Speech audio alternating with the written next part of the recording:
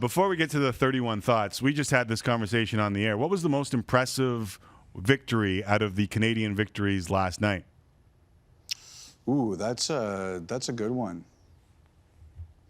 I would say Calgary was the most surprising because I thought they were done. Yeah, I think you have to say Montreal. You have to go with Montreal. Like Boston is they're fantastic. They one loss in regulation coming in. How many times in that third period did you think they were going to find a way to pull it out? That's a good win for the Canadians. I thought they had until it was offside, but that's another. We won't have that argument on this show. We've already had it. Let me ask you this. I know in 31 Thoughts, you kind of talked about Dustin Byfuglien. Yep. What's the latest here, and what can fans expect to end up with, if anything? The latest is, I don't think much has changed. As far as I know anyway, nothing has changed in the last 24 to 48 hours, and that this is... Like, the Jets are kind of out of this. I mean, it's their player, and they want it. I believe they want him to play for them again.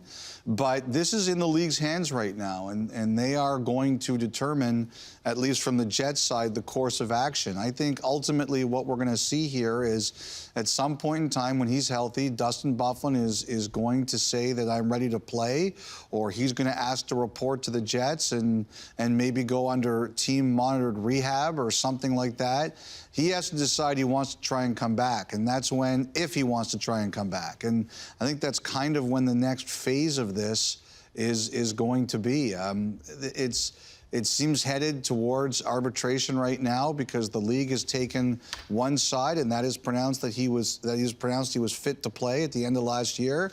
And on the other side, there's no. This is a hockey-related injury, and he deserves to be paid. And barring any kind of settlement or solution, it's an arbitrator that's going to have to decide it. And if Byfuglien doesn't come back, Elliotte, then what does Kevin Cheveldayoff do? What is his next move? Well, I think that he has to wait till he gets an answer, because right now it's sort of like when you have an injured player, even though he's technically suspended, you have to make sure that if he does decide to come back, you've got the cap room to be able to use him, right?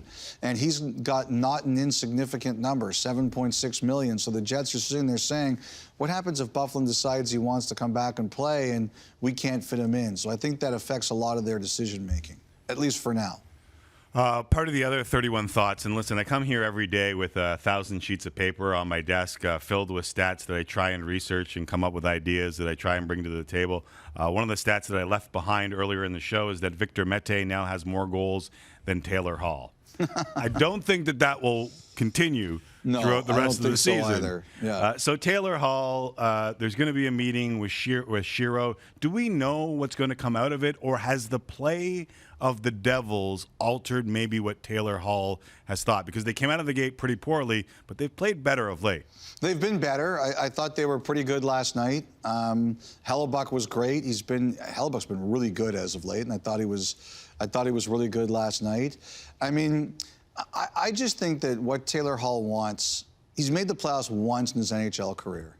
And I've said this many times. He told me once that year in New Jersey, I mean, to make the playoffs was unbelievable. And he loved every second, even though it ended in 5 games to Tampa, he just loved every second of that, to play in important games. And he loved the way the building was for those 2 home playoff games they had. I just think at the end of the day, there's no guarantees in this sport.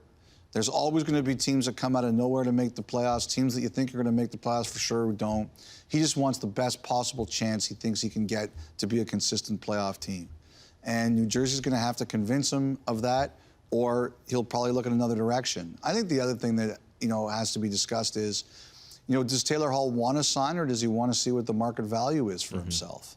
And I do think there's at least a reasonable chance. He says, I'm not saying no to New Jersey, but I'm looking to see what's out there. And at that point in time, New Jersey's going to have to make a decision.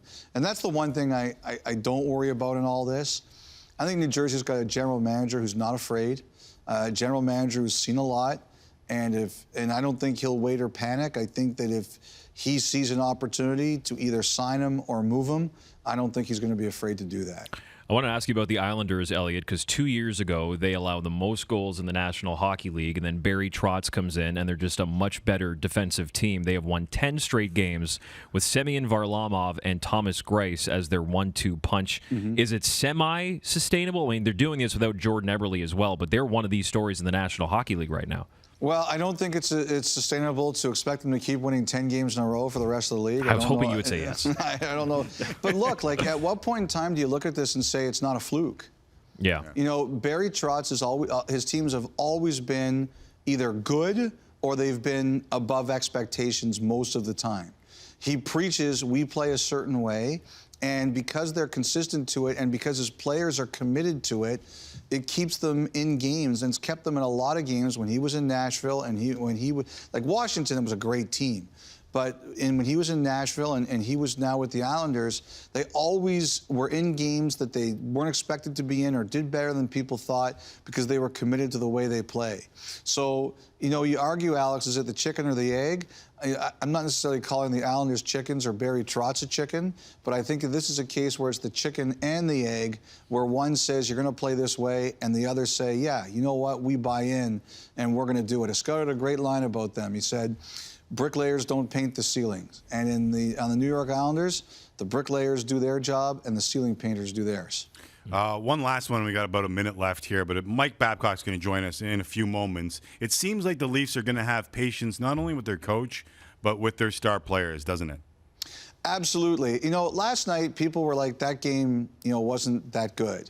Well, if I'm the Toronto Maple Leafs, I'm ecstatic that we won that game because it wasn't a game where, you know, you played great or you put on a great show or they were globetrotting around the ice against a team that's not expected to be as good as them. They grinded it out. They weren't great. The Kings made it tough on them, but they grinded out a win. You got to do that sometimes. Like, you know, I was looking last night and this morning, the reaction was, oh, a terrible performance. And it certainly wasn't a Picasso, but you got to win games when you're not at your best. And, like, to me, that's a game that the Toronto Maple Leafs, they haven't always won. And I think now that their lineup's getting healthy, Tavares back, Dermott back, Hyman coming back, they're going to give this team a run because they want to see what it looks like at full strength. Hey, last one. Did you eat Cheetos before you came on, or are you trying to grow a Movember? No, I am trying to grow a Movember. Oh, you are. It looks great, Elliotte. It looks great. Well, you're doing it for a wonderful cause, and if you were a Seixeiro by now, it would be full, but whatever. You know, I got to tell you, I wanted to grow the whole beard. I was told that was not allowed. So you're just going put it this stash. way, I know it looks bad now, really greasy. I just think in about a week I'm going to look fantastic. You keep thinking that, my so friend. humble. No, Movember.com. Check it out and help Friedge with that. Maybe someone can send you a Sharpie for now.